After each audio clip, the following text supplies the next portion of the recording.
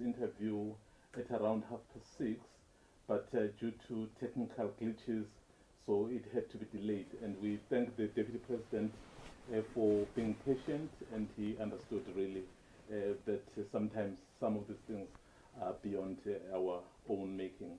Deputy President, thank you very much. You've been seeing us trying to sort out a few things given the technical issues here. But thanks that you've been able to sit through this so we can be able to conduct this interview and talk to the nation about a wide range of issues.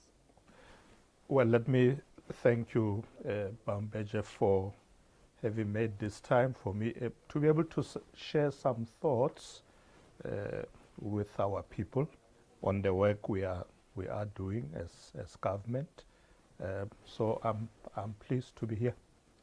Well, we're not going to waste time, Deputy President, because we already have a lot to speak about, and then of course time is never enough. Maybe let me start off with you having assumed this position, I think on the 1st of February last year, taking over from former Deputy President David Mabuza. Yes. And there were some handover reports that had to be processed between the two of you. But I think one of the things that was quite interesting before you took over, he had somehow expressed a bit of interesting views about how you were waiting on the wings. So, so how is that relationship? How did everything happen? No, well, firstly, let me say that former Deputy President Mabuza and myself are very good friends. So we talk about everything. So, you know, it was okay for him to think that maybe I was waiting on the wings. But the important thing is that as soon as I was appointed, I carried on a lot of work that was also delegated to him. Yeah. As you know, that the president delegates work, you know, to work with traditional leaders, to deal with issues of HIV and AIDS through SANAC, business, and so on and so on. So a lot of the work that was delegated to him was also delegated to me.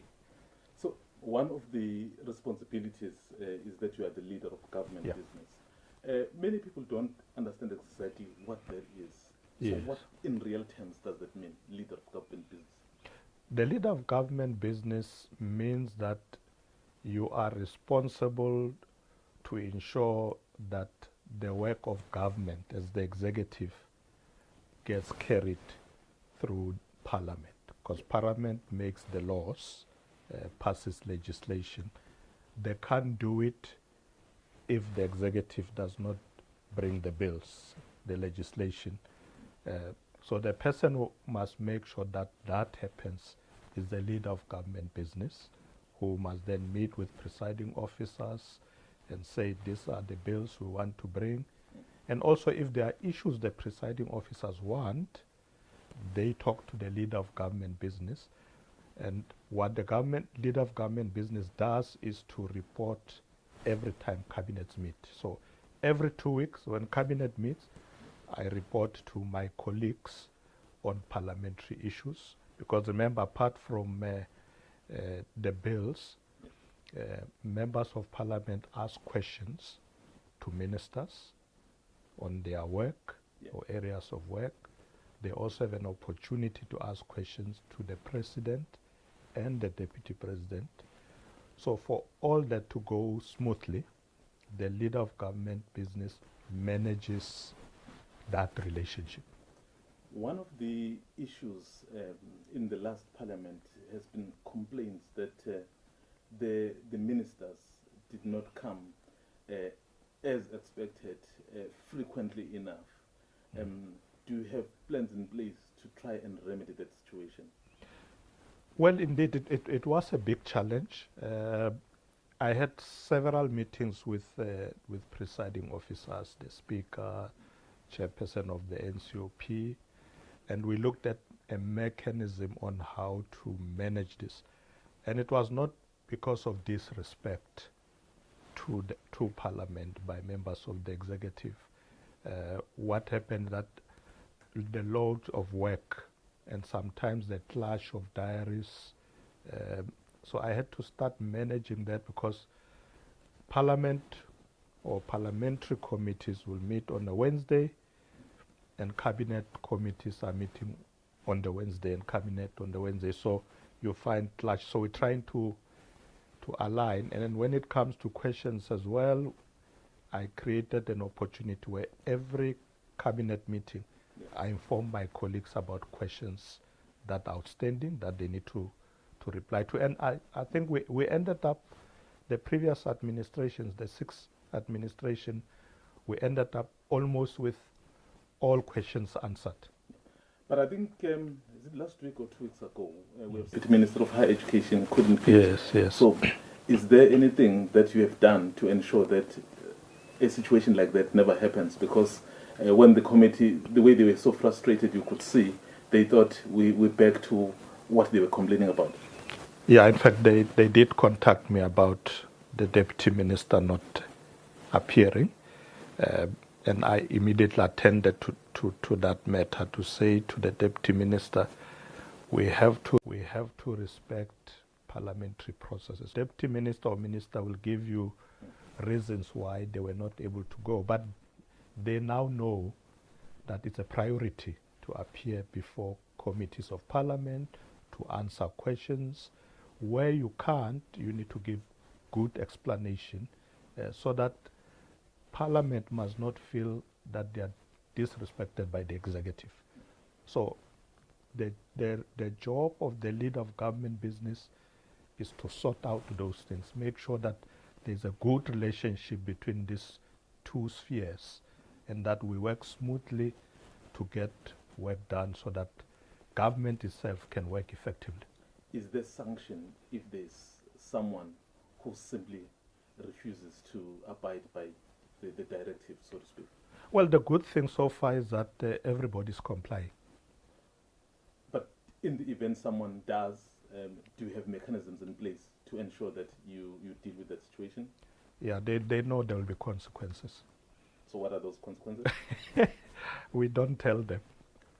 We just say... But you can tell me. Yeah, we just say to ministers, there must be accountability. You need to do these things. If you don't, there will be consequences.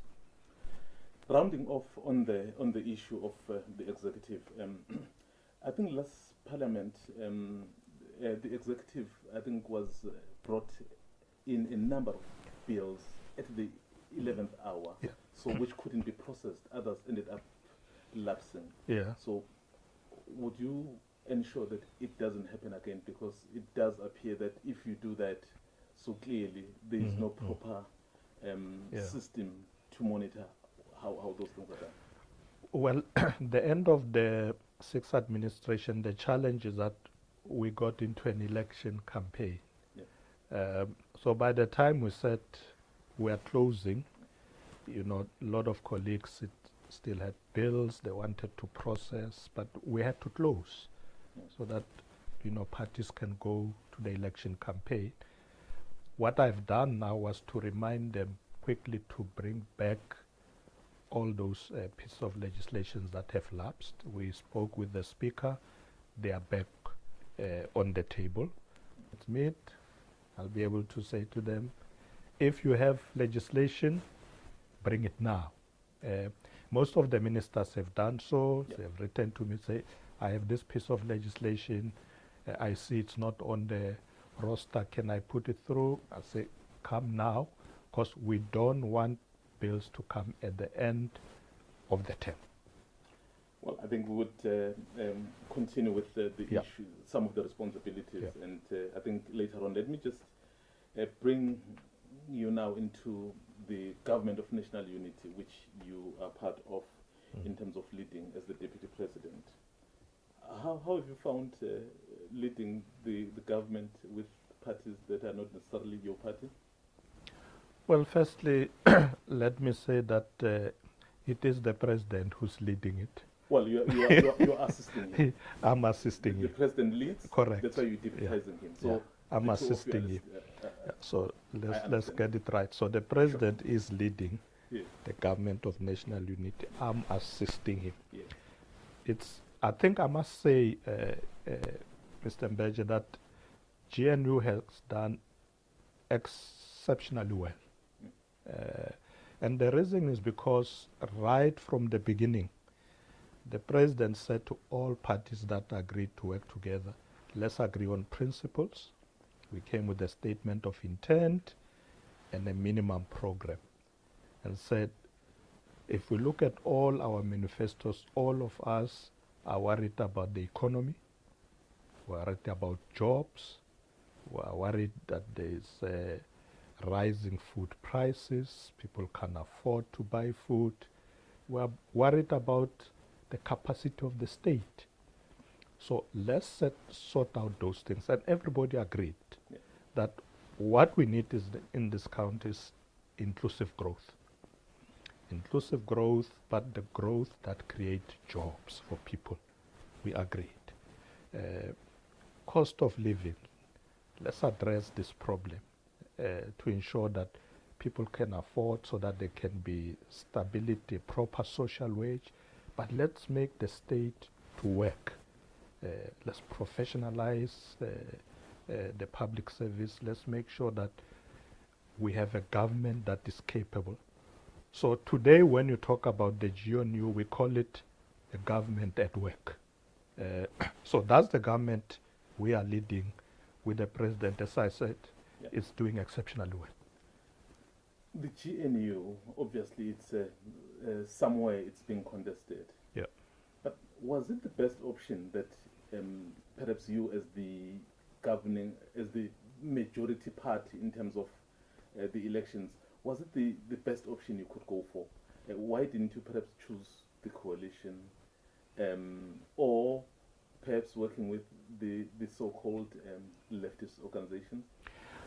Given that, maybe before you answer, Deputy President, given that the ANC has always fashioned itself as a disciplined force of the left. We looked at a number of options and experiences of other countries. There is what is called Grand Coalition, where maybe two parties come together.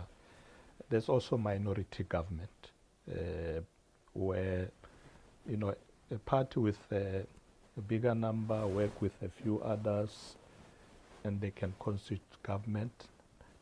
Normally not very stable. And then we looked at the government of national unity. The advantage with that was that you could invite everybody. But what we did, if you look at the work that my party, the ANC, did, was to set up a negotiating team that met with everybody. I think at the time we concluded we had met 18 political parties, and 11 of them agreed to come to the party, to work together. There's one that later resigned. But those parties then were able to constitute a majority that could take the process forward. I think at the moment, if you look at the parties in the GNU, they constitute about 78%. So it's good enough. So we could have gone either of the options, but GNU gives us a much better stability. Given your inclination towards the left, would it not have been better, perhaps, to work with a party like the EFF or even the MK?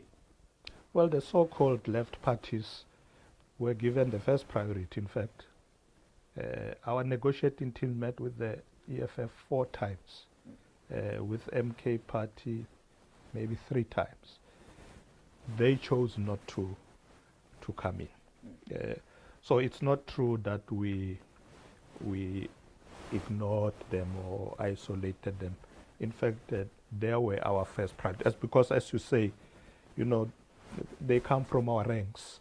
So it was going to be easy, but we didn't agree on some of the conditions they were putting forward. Are you confident that the GNU will last for 5 years? Most definitely. You know why? Based on sentiment. So it's not like what we like is based on principle. One of the principles was respect for the Constitution and the law, agree on a program that prioritizes serving the people. So whoever deviates from that, they will live alone. The GNU will remain because of that strong foundation that we laid from the beginning. People may come and go, but I think GNU will stay. There is your partner, Helen Zille from the DA, is very direct that actually this is a coalition between the ANC and the DA. Well, you know, what's in the name? My approach is we are working together because the voters in this country decided there's no ultimate winner. There's no one who got the majority. So, in a sense, we were forced to work together. Others may call it coalition, whatever. We say this is a government of national unity because unity is paramount in the way we've decided to move forward. Other people are saying beyond the current president, as you've said, the president is leading the GNU. Without him, so they may not be able to be part of this GNU. I think the president is on record to say he is not contesting in 2027, so which is the ANC conference, which obviously we don't know what will happen. We've seen the president that has been started, that the presidents never finish their terms. Obviously, we don't know what's going to happen.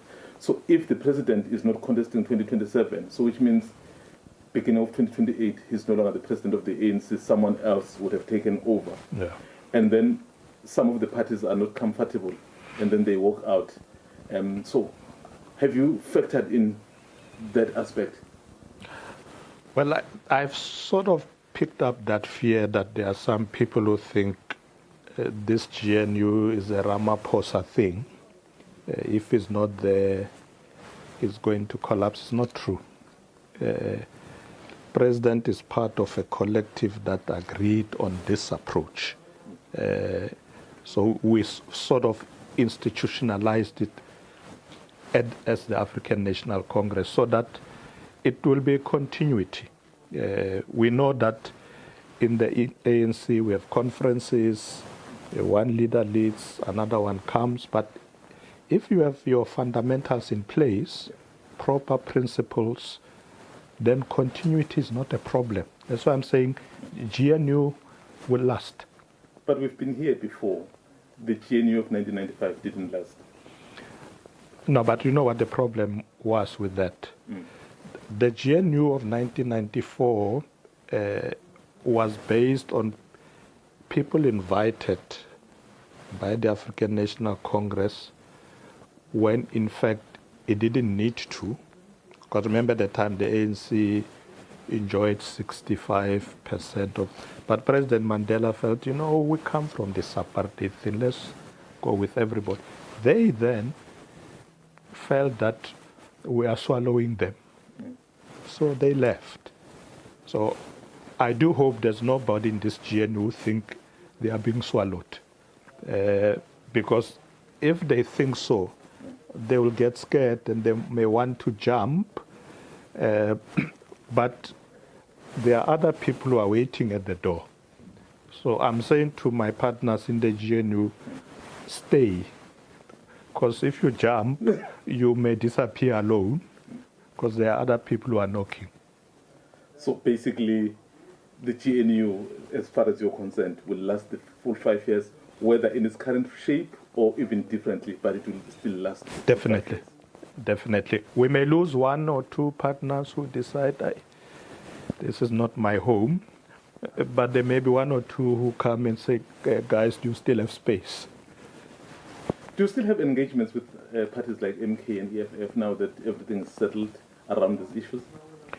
Well, at the moment, we have not had the chance to meet because we're busy setting up government and so on, but the doors are open. Well, moving on to another topic, Deputy President. In recent weeks, we have seen the extortion construction mafia, Yeah. basically the country being held at ransom. And people are looking out for leadership, because you can't develop as a country when you have people who hold the country to ransom. What is the plan to deal with the construction mafia and extortionists? Well, I'm currently the chairperson of the JCPS, there's Justice Crime Prevention cluster, and that cluster brings in the police, the defense force, and various other departments. We will be meeting later this week to receive a consolidated plan from the Minister of Police. You'll remember that last week, if I'm correct, the Minister of Police presented a statement in the National Assembly to say we are prioritizing dealing with these crimes. That's the construction mafia, extortion. But he then said, I'm going to present a plan to Cabinet. The Cabinet met, looked at it, and agreed that the JCPS cluster should finalize it, because we want to bring all elements. It must be the whole of government approach, which will then involve provinces and local government, including your metropolis, will be brought in, so that it's a very consolidated approach that leaves no other security force behind. We move all together. Well, let me stop you there, Deputy President, to afford some commercial break. We'll continue our engagement as you deal with this important matter of construction mafia. So we'll be right back with the Deputy President.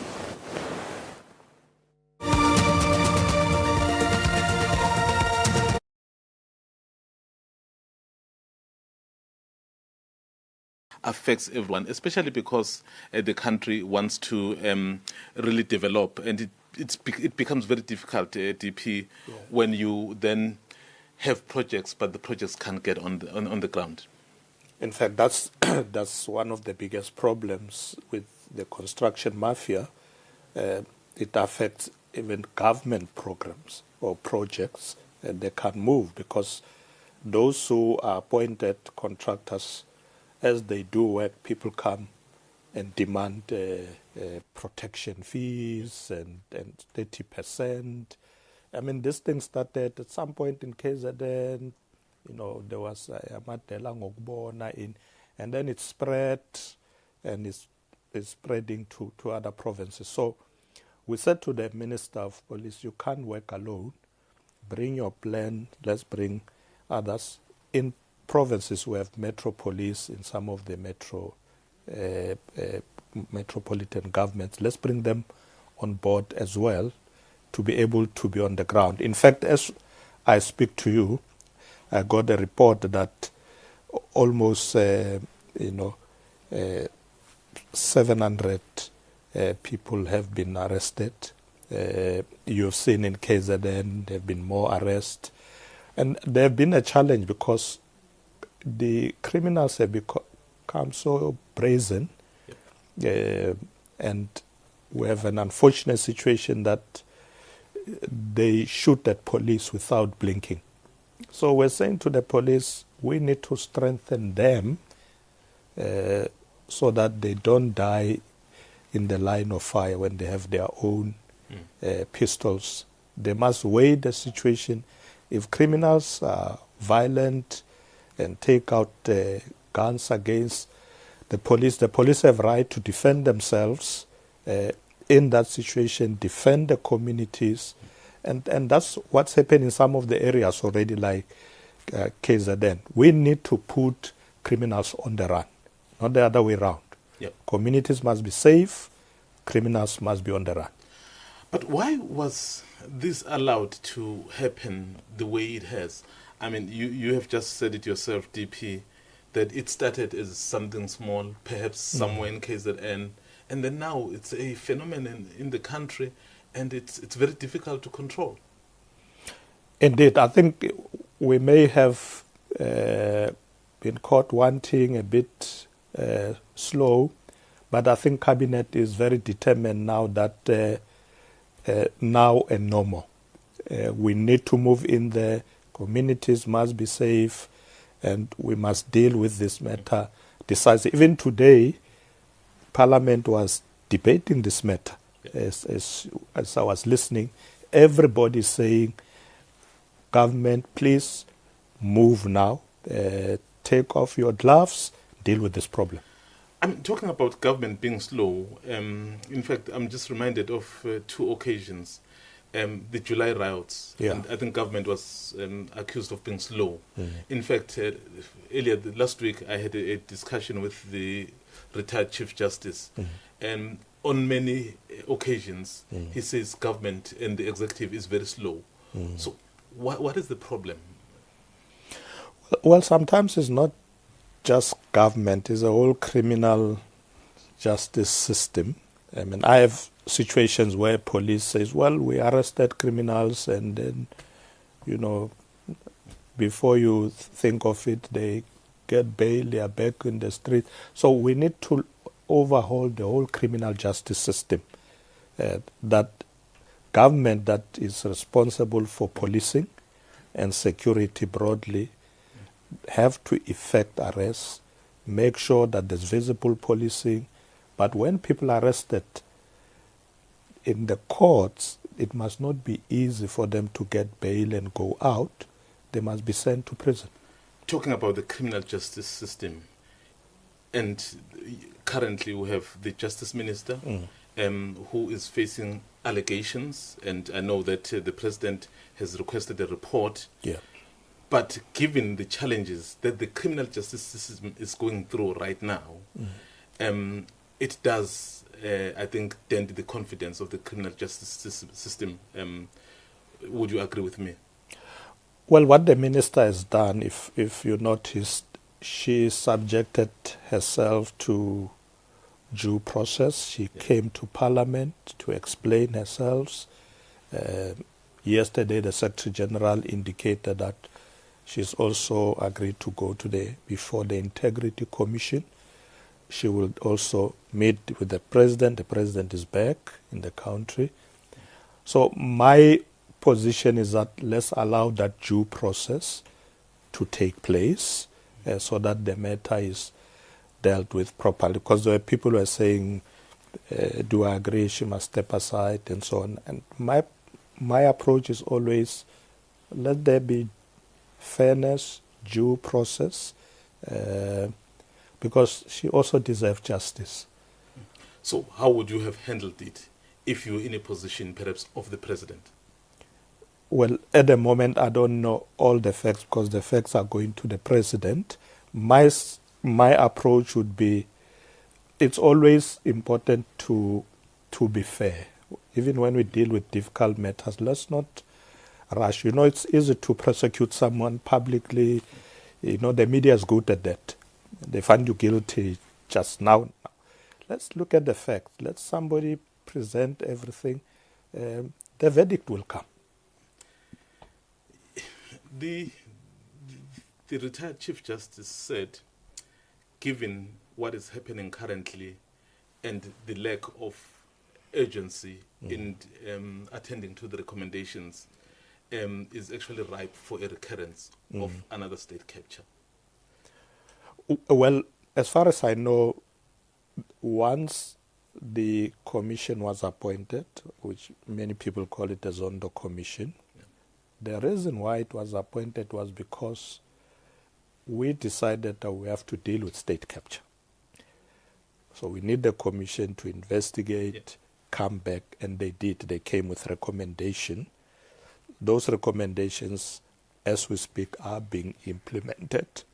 It may be that the Chief Justice, former Chief Justice, thought we didn't move fast enough. But as we speak, a lot of structures have been set up, anti-corruption plans, the NPA is looking at cases, and so on. So the work is happening. But there are still people implicated who are not only in Parliament, but also in Cabinet. Well, implications will always be there. The authorities that have the responsibility to deal with the matters, they must deal with. I haven't had anybody, whether in Parliament or Cabinet, saying, I refuse to be processed. Yeah. But does that, Deputy President, not then undermine the confidence of the people, particularly of someone who chaired that commission? He is very public about it, to say, I'm very disappointed by what I'm seeing. There are recommendations. The executive is very slow. No, with the Zondo Commission, those things that have gone to other agencies like NPA or SIU, it's upon them to act. They don't have to wait for the executive. The responsibility is with them.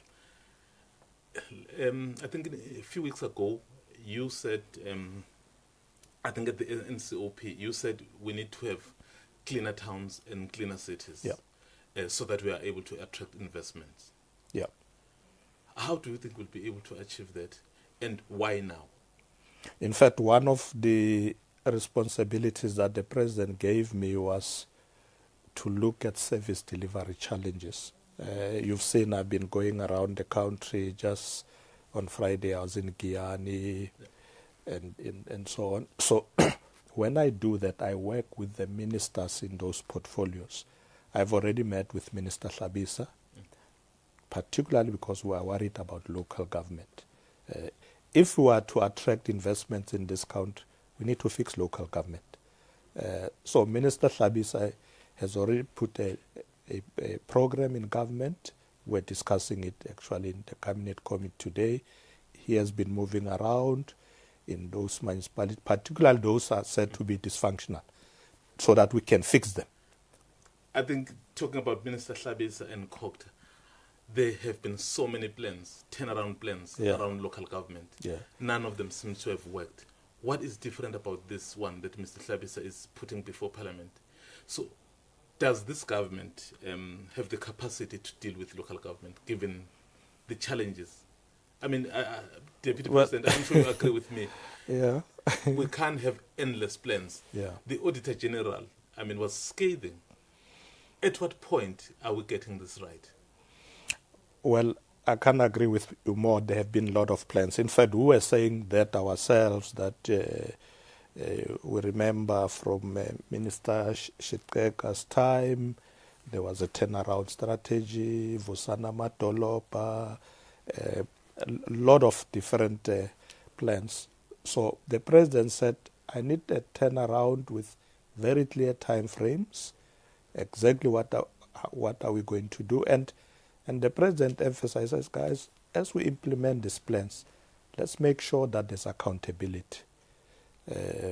Because we must not be soft on people who are not doing the right things. There must be accountability and consequences. Whether it's councillors or officials, we need to act so that we get things right. I think what worries me, DP, is that these have been allowed to happen under one party, which was the ANC. And as the ANC, when you had the entire authority on your own, so you couldn't fix it.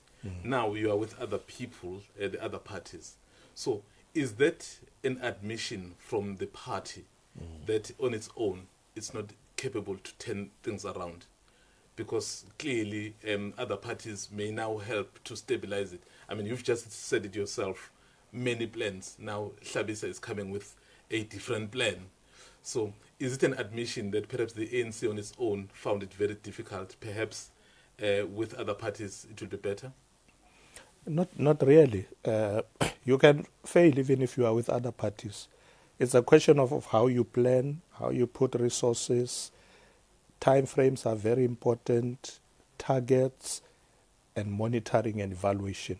One of the good things the President did was to appoint a minister for monitoring and evaluation in the presidency. Because the President said, guys, for us to succeed, the presidency must be the center of government. So there's no minister now running around doing as they wish. The presidency is like watching them with a hawk eye. I think it started with former President Zuma, that monitoring. and that it's exactly those same words that were uttered, that everything will be now in the presidency, but things haven't improved? They are improving now. So should we hold you to that? Yes, watch. So will you be giving watch more the interviews space. so we are able to answer these questions? More interviews are good, yeah? Okay. Yeah, we need to always brief the nation, brief our people, where are we? So definitely. The alliance partner, SACP, is very public. You are selling out on the GNU. Are you selling out? No, we are not selling out. The good thing with us in the movement is that we allow our members to express their views. And sometimes they use words that we don't like. But we're not going to crucify them for that because, we are a democracy. Let's let people speak out. They are unhappy about something. But I can tell you that on this issue of the GNU, the alliance is at one. But certainly not at one, Deputy President. Solima Paile, the General Secretary of the SACP, says, I can't sleep. Every time I think about the GNU, I can't sleep. Then that can't be one.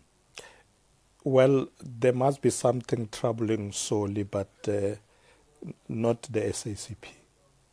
But he is the General Secretary of the SACP. Yeah, but he's not the SACP. Have you engaged him? As the ANC? The SG is calling a meeting of what we call the Alliance Secretariat so that we can hear Comrade Soli out. He's unhappy about something. But the party has not come up to us and say, this is a sellout. There are ministers of the SACP in the cabinet. They would have walked away. But are you concerned about these utterances from your key ally? I think it's unfortunate. But as I said, sometimes people are troubled by something and then they speak out of turn.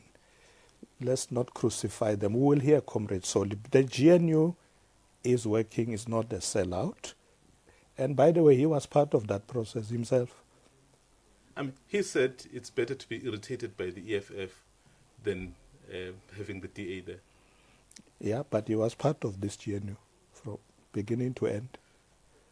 So basically, are you saying... He was irritated too late. Oh, are you saying he is selling out himself from what he's been involved in, and then all of a sudden he's saying something else? Well, I don't know how he characterizes it, but if you are part of something, it's not wise to then stand outside and say, look at what they are doing when you're actually there. There are mechanisms within the movement to come in and say, guys, let's not do it this way. Let's do it that way. We will talk to Comrade Soli. It's not all lost. Is it not the reason why the ANC has lost so many votes that there are different voices, even those who are part of the ANC are so unhappy about certain things? I mean, you are sitting at 40% from from 57%. Yeah. So if you have people from your own speaking like this, so is it not perhaps an indictment on the ANC that something drastic must be done? Well, if you notice, this past few weeks, we've been going around in provinces. The NWC was in KZN. This weekend we're in Gauteng. And we said to the leadership, both in Gauteng and KZN, we don't just want to meet you, the top leaders. We want to meet the regions and the branches. And when we meet the branches, we want them to talk to us, to tell us where do they think we are going wrong, because that's going to help us to rebuild as we talk about renewing the ANC. Are you disbanding anyone, KZN, Gauteng? No, we're not disbanding anyone. It's important that we get to the bottom of this problem, because if we go playing game, and I was making an example in Ekurhuleni this weekend. I said to the branches, if we come here and dissolve the PEC or the REC, or you, the branches, will say you want to dissolve us, where are we going to end? Let's sit together and rebuild together. So there's no rush to dissolve anybody at the moment. We are looking at the problem and rebuild from there. Many of the branches and the regions are going to go to conferences. I mean, you are talking about, obviously, rebuilding of the ANC. Do you see yourself part of that team that rebuilds the ANC post-2027? Do I see myself as being part of the team? Being part of the team that continues to rebuild the ANC post-2027? Remember, 2027, we're going to conference. Yes. So if I'm elected in that conference with the others, I will be part of that team. So we know that President Ramaphosa has made it clear that he is not coming back because he's served his full term. So if the branches say, Deputy President, maybe it's time for you to lead, will you accept that? I've always been ready to serve. So meaning you'll be ready to lead the ANC should they say come and lead? Yes, definitely. So then there are issues also, Deputy President, which tend to surface around your family. And at some point they were talking about the house here in Cape Town, about 37 million that was bought by a family. As you see some of those reports, what do you think should happen to families of politicians like yourself doing business with government? So what is your stance there? Are you comfortable seeing family, not necessarily your own family, family of politicians doing business with the state? Well, there are rules. One of the rules is that we should declare, right? One of the rules is that we as politicians don't do business with the state. But you know, we've got big families, particularly as African people. You know, you have a family somewhere in KZN. They may be doing business in the municipality. I think it's going to be very difficult to stretch this too far. It's okay to say, you know, Paul Mashatile can't do business with government, or him and his wife can't do business with government. But when you stretch it to relatives, to many people, what about currently the rules are saying children as well must not do business with government. We accept that. It's a rule, particularly where you are operating as a leader. We avoid it at all costs. So given that there have been those reports, so have you taken any measures to ensure that it doesn't happen? Most definitely, because remember the reports were suggesting that my children are enjoying state tenders, and that's why they can buy all these houses. And currently, you know, my children are not there. At some point, one of my sons was involved in businesses in Gauteng, but long after my time. I was not even there. But he has since moved to mining and doing other things. My son-in-law, his biggest business is not in government at all. It's been in other businesses. So to suggest that my family benefits from government tenders is far from the truth.